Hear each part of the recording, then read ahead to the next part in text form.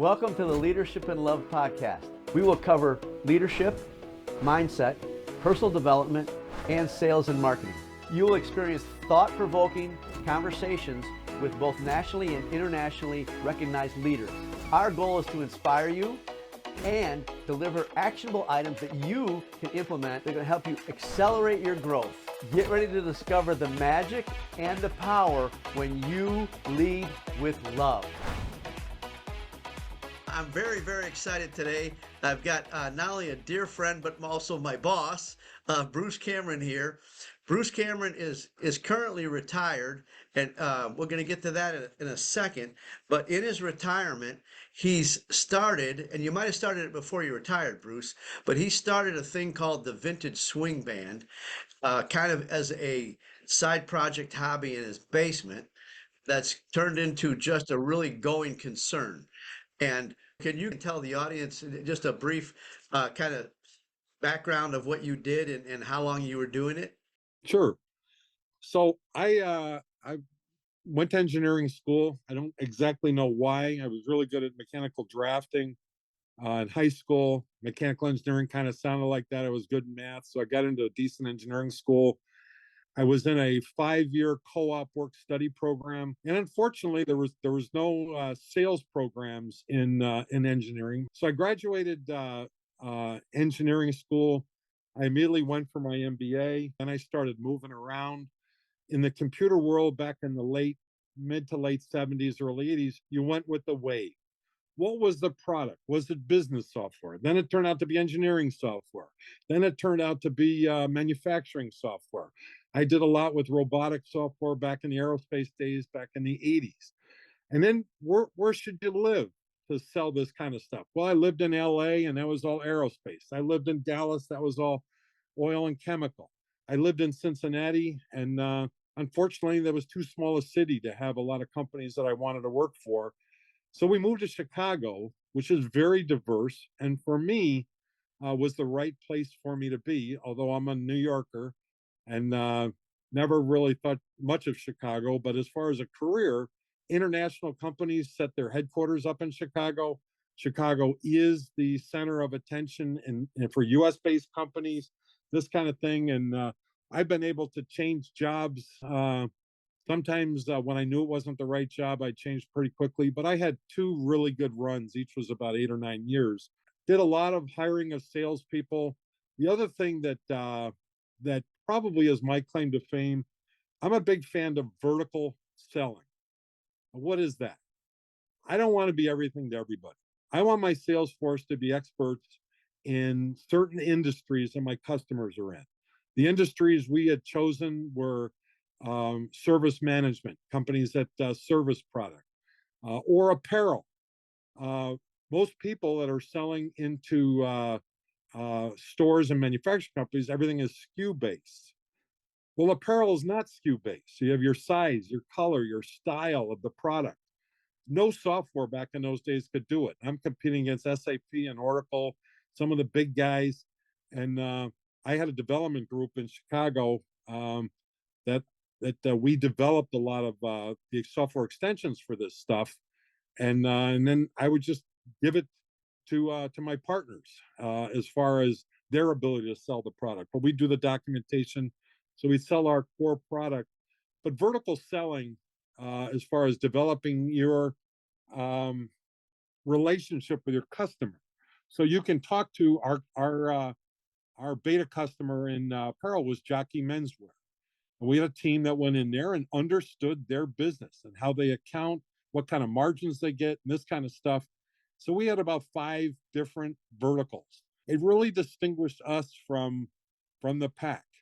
So to me, the ability for a company to really know what they're good at and then focus on that, and then just stay with your knitting.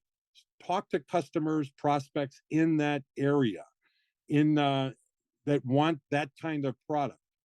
They're going to get so much more trusting of you because you're talking their language and you understand what they're going through. And my home company at JBA was in the UK, and UK did not like all the development we're doing because they had to develop in the UK. That's just the way they were. but there was some major differences with the user interface between the UK. The languages are different, and but they started understanding what we were doing, and it got copied all over the world. And so most of the I'm sorry to interrupt, Bruce, but what were you doing that got copied around the world? so I would develop apparel software. We'd package it up, and then the other regions for that company, I'd say, "Kate, come to Chicago, and we'll get you trained up." And literally, we were in essence the product development group for these vertical industries. So when I say we give it around the world, I'm saying we give it to all the other divisions of my company to Right, expand their right, right, product offering. And right. And when you say, and I want to be clear for our yep, audience, when you're talking about vertical, that in my world, that's niche, a niche correct, market. You're correct, talking about exactly your vertical is the same thing as a niche market. exactly. And it's funny when you learn some basic things early on in one's career, whether you retire or it's 30 years later, you'll go back to those basics. It's hard to keep the newness, if you will, after about 5, 6, 7, 8 years. In fact, our band, we're going on our 6th year at this point in time, and I'm looking, how can we breathe new life in this? In fact, we've started a smaller band called the Combo, and we're expanding. Instead of 20s to 40s, we're going 40s to 70s, and try to get a new niche and create differentiation between the two bands and things of that sort. So I'm if I had to define my career, um my leadership style is it's kind of soft spoken. I'm 6'8" back in the day, so I didn't need to be a big loudmouth, and usually I'm not. There are times when uh, if somebody's just not treating us or whatever fairly, it's always good to have a temper when you need it. But to me, the most important thing is to get to know my people. In sales organization, the other term I use is a poster child. You got to find that guy that's going to break the bank, because that's the guy that you want your new guys interviewing with. Because if he can break the bank, and I got a similar background to him, I can break the bank, kind of thing. My sales organization, the largest, was about 100 guys. It's important to hire that first uh, person that's just going to do extremely well. And sometimes with that person doesn't come all the other qualities you might be looking at. It's tough in a sales organization because it's really easy to define what they're interested in. It's money, um, pure and simple. Now in a band, we the little bit we pay, people are not coming to band practice every other week and doing 15 to 20 gigs for anything other than pure enjoyment of music. It's a volunteer situation, and they're managed differently, and it's up to us to determine, what's the expectations. We have a leadership team. I have an organizational structure in the band, and people look at me like, "What are you talking about?" I actually don't even play much in my own band. I'm more of the kind of the leader of, I do the contracts and a lot of that, and the recruiting, that kind of stuff. But you know, it's important that each leader has 6, 7, 8 guys, because if you have more than that, it's hard to really get to know somebody and know what's going to make them tick and this kind of stuff. And when you got some of your top guys, you don't want to get too far away from them. The other thing that I think is extremely important, certainly in a sales organization, I wanted to be that sales guy, the sales leader, the general manager, the president, that my guys were very, very comfortable bringing me in. I don't want to be on center stage. I want my guys to be on center stage. Um, I consider myself one of the best sales guys I'd ever met, but I made a lot more money when I had a lot of sales guys reporting to me doing extremely well. And it's about 29, 30 years old. I'm kind of thinking, man, these other guys I'm with, and some of our partners, Microsoft, and some of them, they're doubling what I make. What the heck is going on here? And being the best sales guy, to me, is not near as important as being the best leader and finding the right guys of character.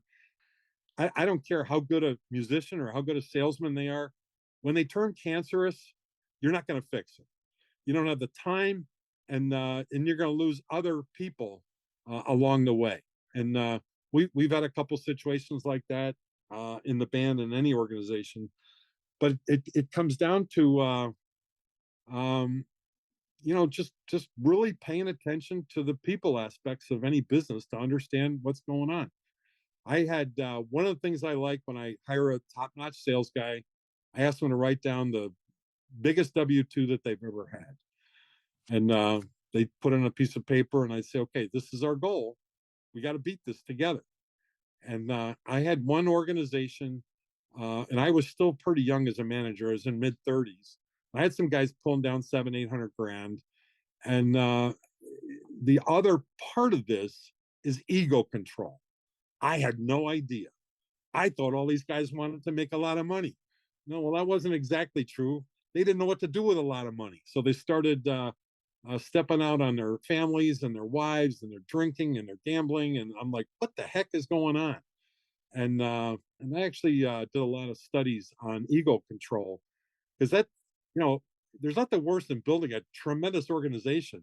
And I look at like the 1 year the Bears won it all. That was the last time they won. I think it was in '85, and I think a lot of it was those guys. They got out of their egos got out of control. And you look at the great teams like a Green Bay under Lombardi, and some of those Belichick's teams. They don't even have their names on their back. Everybody's an equal. The team is as good as the weakest link, and I firmly believe in that. That you know, you gotta if you're gonna be a team for the long term, and again, long term in these days is 5 6 years, but not a one hit wonder. It's extremely important that you build up the ego, but you don't let the ego get out of control. And That's interesting. I've recently been watching some highlights of the '85 Bears. It's funny that you bring that up. And one of the things that I noticed is it didn't matter who made a play, everybody surrounded that player and congratulated him, yes, right? And they were all, to your point, they didn't have, they were proud of what they were doing together. They weren't, it wasn't all about me, and that ego. You've got some great wisdom in what you've been talking about, because there is a fine line, right? We want to build people up, but we don't want to get so egotistical that they think we can't live without them, yep, because nothing's further from the truth. Anybody can be replaced. One of the other things I thought that was very powerful that you touched on was the fact that once they had that that fame and fortune, if you will, they didn't know how to handle it, right? And that power and fame went to their head, and as much like a rock star, right? Or great musicians that get there, but they don't know what to do with it, and they turn to the, like you said, they step out on their wives, excuse me, they turn to alcohol or drugs, those kinds of things, and then the whole thing goes off the rail, and it really literally implodes. I'd also like to say that I've done some leadership where I've gone into to teams like for other companies, and it's amazing to me how one person, one person can suck an organization down. That one bad apple can suck a whole organization down. It's incredible. And you're right. Again, you had a bunch of golden nuggets in there, Bruce. And one of them is that, once you've identified that person, you've got to get them out of the organization as quick as possible, because they're going to take good people down with them. If not the whole organization or that whole department. there's no question that. You and I have had some very I call enlightening conversations over the last couple of years since I've been privileged to join the band.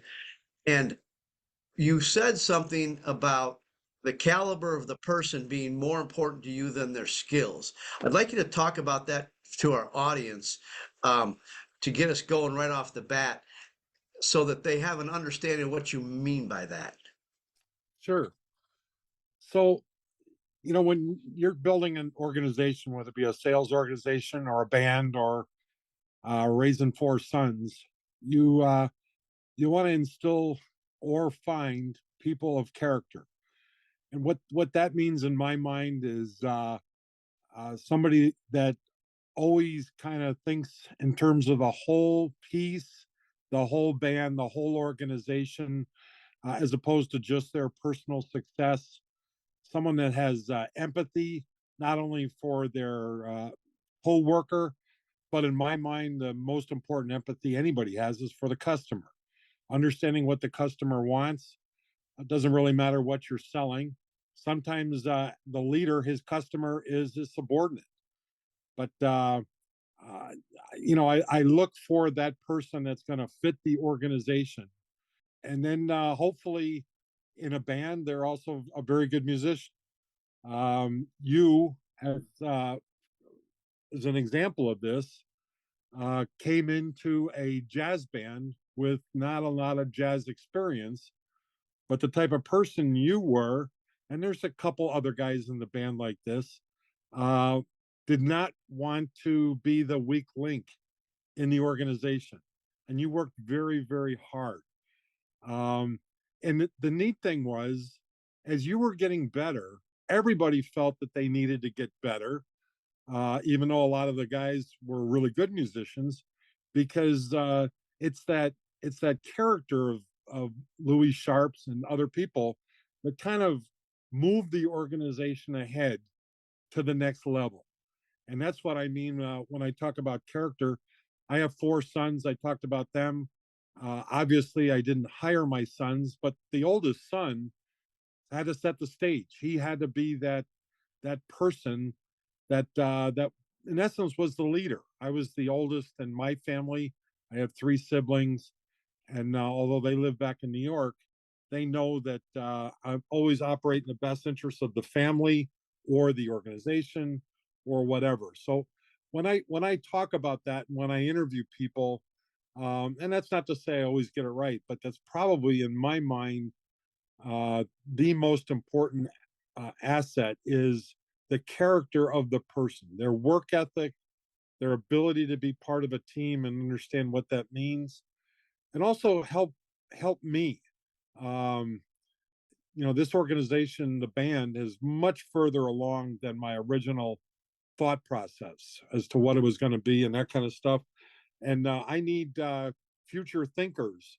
And there's nobody better that came into a band that didn't even really play the same music that we were playing, and got through that hurdle, but helped me a lot to get myself and the band to the next hurdle. There's three or four people in the band that I call them the glue.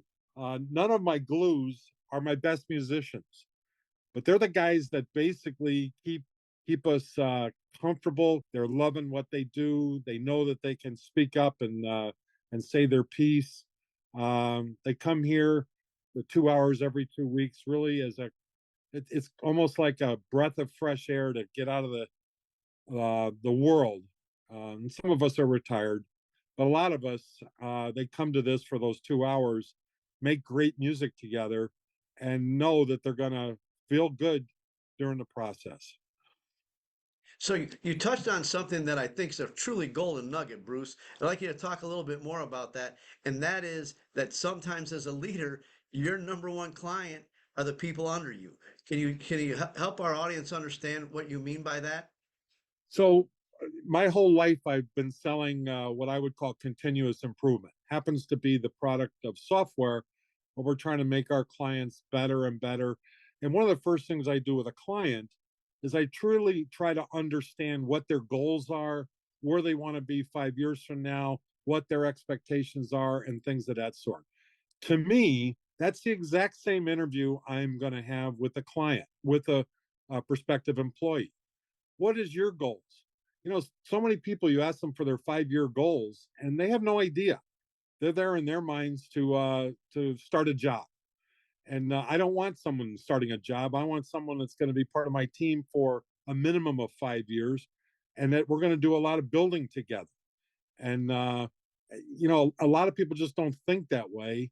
And the other thing I do very, very different than most, which I think is incredibly important, once I tell people my 5-year goal. Then I work backwards from this is where I want to get to, and these are the steps I got to go through. To me, the same thing with managing a sales organization. The final step in my mind is who signs the purchase order? When can that happen? Does he have the authority? I could care less about the demos and how many sales calls and how many lunches. And gosh, I got to play golf with him and all this kind of stuff. Tell me what that last meeting looks like. And it's almost like in our band, help me understand what is the audience going to feel when they hear this song and it's finally done perfectly at that point in time. We had a Christmas concert and we worked on a song, Hark the Herald Angels Sing. It probably was written by one of the toughest arrangers. His name is Gordon Goodwin, probably a bit beyond our band. But each year we took it out, we played it a couple more times, but we knew it wasn't ready for prime time. And we put it back. And obviously for Christmas music, we're not practicing it all that often. But this past year, after 4 years, we had the right band, we had the right temperament, we had the right musicians, and we performed it at all 3 gigs, and it went real well. So sometimes you got to have the patience to grow whatever you're trying to grow. But to me, it's very, very important to know what the end game looks like. There's too many people that they talk about the process. And when you're paying for a sales organization, some of the deals that I had to source, I'd be putting out a couple $100,000 because I'd have development people there and engineering and salespeople, and we're flying all over the world and all this kind of stuff. And when I look at any salesman, the second best thing to do in any kind of deal is pull out early if you know you're not going to win. So typically, you're not going to win. If you can't picture what that last meeting was going to look like, who signs? Where is it going to be signed? A lot of times you're trying to get year-end business. And I hear invariably, are you sure the guy's going to be in the office between Christmas and New Year's? And geez, I never thought of that. A lot of guys take vacation then. If that's the guy that's going to sign, you better start saying, hey, I'll be there on December 30th. I've missed a lot of New Year's Eve. I missed a lot of birthdays. I missed a lot of anniversaries. My wife understood that. I was lucky enough to retire at 59. But to me, it's extremely important to be where you need to be to give the customer the best possible service. I love what you're talking about here because it's so powerful. We had a deal down in for the band down in Navy Pier. I know you know it well. Um, I doubled our highest rate we've ever charged. The person there jumped on it. I'm like, Jesus, I came in too low. One of the challenges I got in the band, there's no price leader out there. I have no idea what we can charge.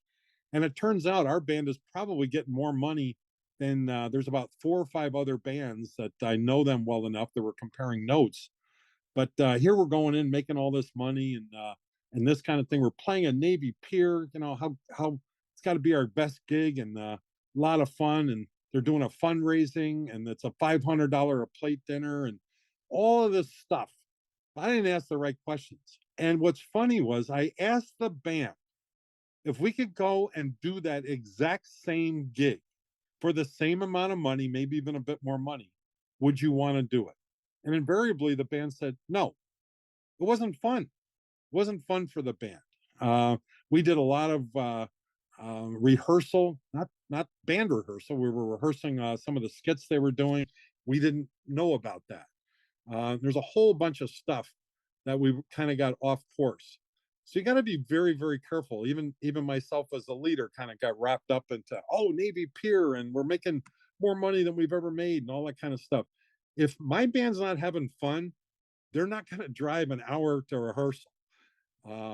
There's just not enough money in this kind of stuff, and I think that's the same way for a sales organization. It's got to be fun, and it sometimes even as a leader, you got to get wrapped up in your own success, and that's when I needed a boss And unfortunately, by the time he got to me, because he was an IBMer and he was very, very successful, it was almost too late because marriages started breaking up. And they used to call me Oprah Bruce because I had 9 or 10 marital situations out of 150 that even wives were asking to make an appointment to see me. And I'm like, I'm an engineer. I don't understand this.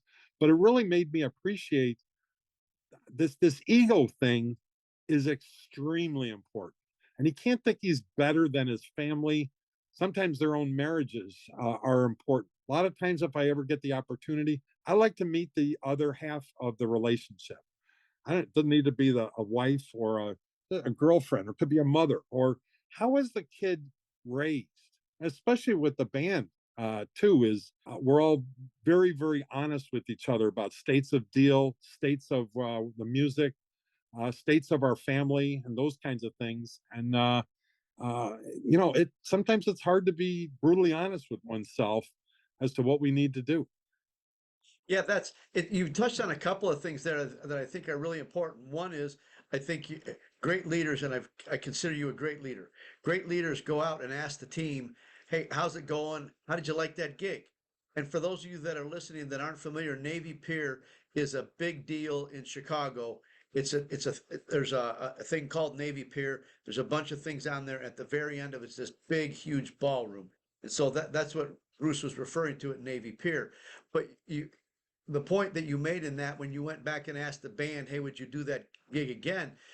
You're right. There was just for the as a member of the band, that perspective on that, it was just way too much time to pull that gig off, way too much hassle logistically with parking and trying to get in the venue and out of the venue and that whole shebang. And it ended up being an all day sucker, right? For the entire band. That was an all day sucker.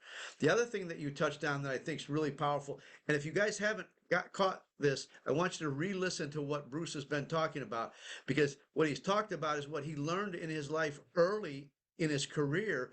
He's used all through his life in relationships, in leading a band, in his retirement. These basic skills, the basics he called them, that you go back to work all the time. And I think he's being very modest and humble. You talk about ego. I think you're being very modest and humble, Bruce, because people were seeking him out for marriage counseling because he's got these leadership skills and the ability to communicate. And so he could communicate with his team. He said something else that was very important. I don't want you to let go by. He made it a safe environment for people to voice their opinion. I've watched him do that plenty of times. I can tell you that I also watched him raise his voice at somebody when we had a band gig outside on a big trailer, and the band that was going to play after us, started putting their speakers in front of his trombone players and his saxophone players. And it's the only time I ever heard Bruce raise his voice.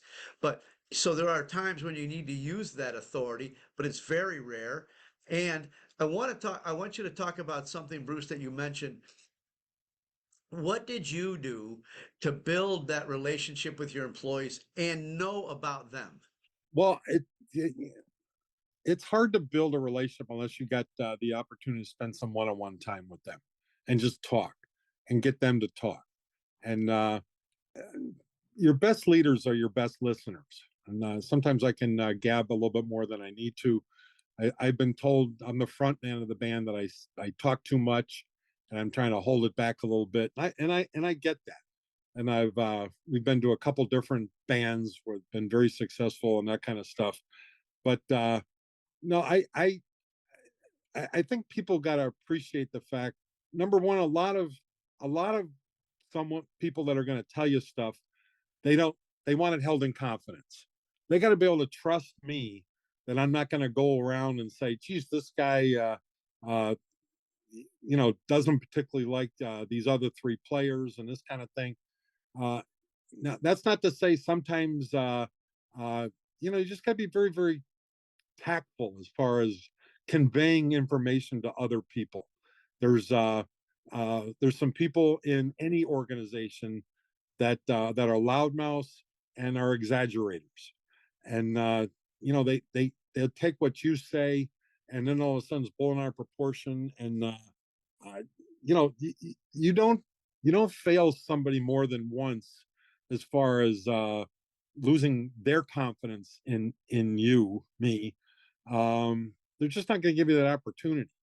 So you gotta know kind of when to fold them and when to hold them, kind of stuff as far as information.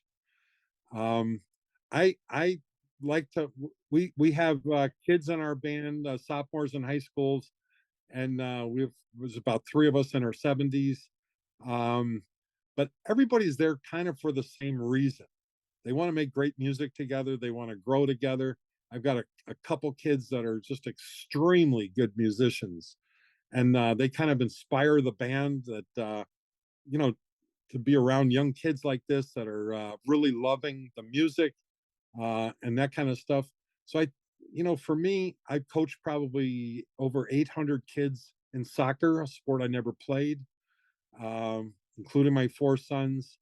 Um, learned an awful lot about um, everybody's different, and and I don't care.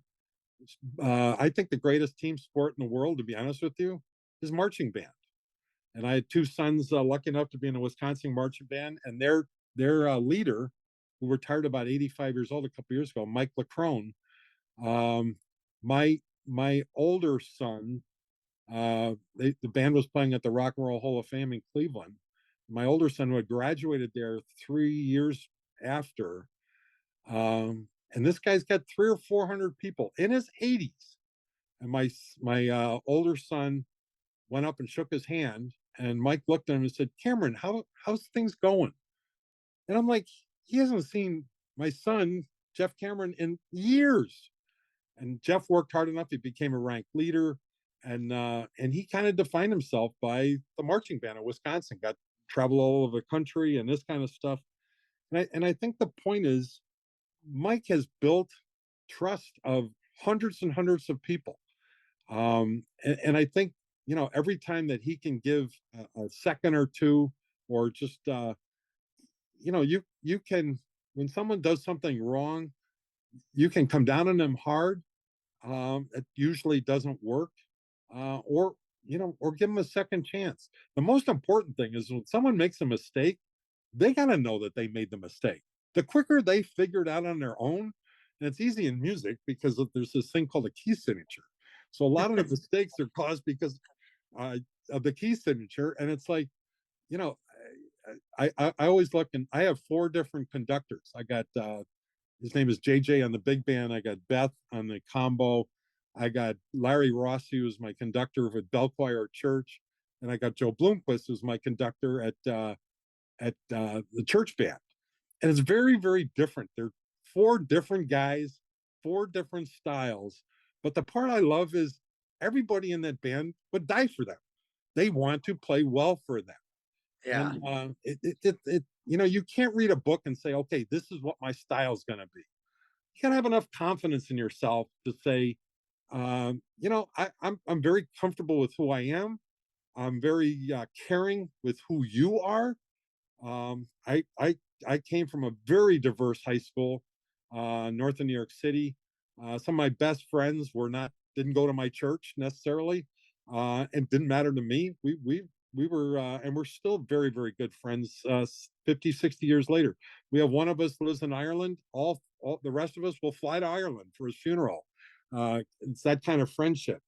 But I, it to me, the friendships that you get out of this, and I live in a retirement community here.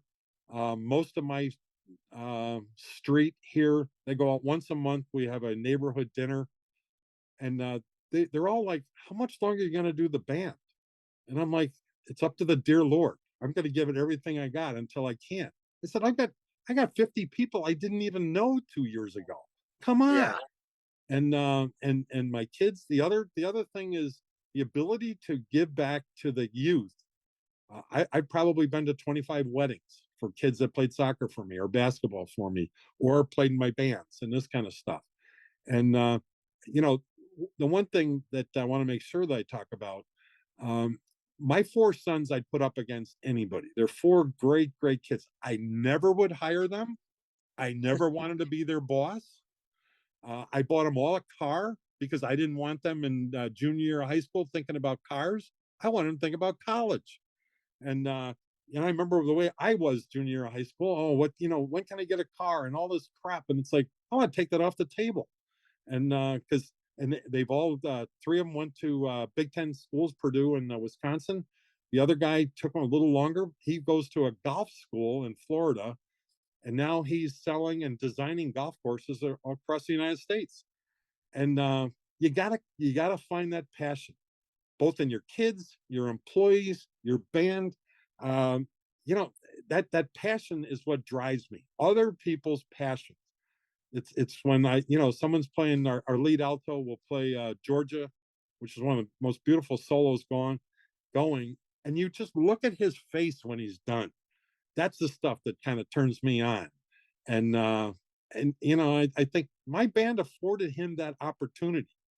And when you get an applause, and you're getting more and more as you get better and better on the guitar, when the band applauds, guys in the band, your peer Right. group, is there anything better than that? No, You know, absolutely not. But at the Christmas gig when we did what was it, Christmas Baby, and a bunch of people in the band said, "Mike Louie, every time you played the solos and that, you're absolutely right. That peer that peer feedback that you and to your point, the hard work that you've done has paid off when your peers, your contemporaries are complimenting you. There's nothing sweeter, and we're doing it for the passion. I we could do this for probably hours, but for the sake of time, it's really clear that you're a great leader, Bruce, you're right. You bring the love and the passion. Is there anything you'd like to say in closing? no, just that uh, I'm blessed to have a friend such as yourself, but I'm blessed to have a band such as our band. And when people call me boss and all this kind of stuff, I take that as a term of endearment, because I don't want to be anybody's boss. So Right, I right, don't. I think of people. There's about seven in the band that call me boss, and it's like, I don't mind being called a boss. I just don't want to be the boss. I want to be the guy that can set up a situation so that you can play that solo at Christmas and have your peer group, which means a heck of a lot more than if I go to you and say, Louie, that's a great right, solo. When you right, hear it from your peer group, that's what I go for. That's the thing and the same in a sales organization. You set up a situation where the fellow salespeople say, boy, that's a great deal that you just closed. It's not about the money. It's about, boy, you competed against some of the hardest companies in the world, and you've done something that we've never done as an organization, and this kind of thing. Those are the guys that I really truly enjoy working with. yeah. Well, Bruce, thank you very much for your time. I know you're busy and you got lots to do, but continue to do great work. And thanks for the things you're putting out into the world. I know you support a lot of youth. The band supports youth. And so thanks again for taking your time. I love you. You're a great American. You're a great band leader. And I'd like to echo right back to you. I'm truly blessed to have you in my life and call you a friend as well. All right, Louie, love you as well. Have a great day. Thanks again for joining us and listening to this episode of Leadership and Love. I would like to challenge you to ask yourself, what's one thing that you heard today that you can implement immediately to improve your leadership and accelerate your growth? If you've gotten value out of this episode or learned something that you can implement today, we'd ask that you please share it with those that you care about. Our goal is to create more leaders who are leading with love.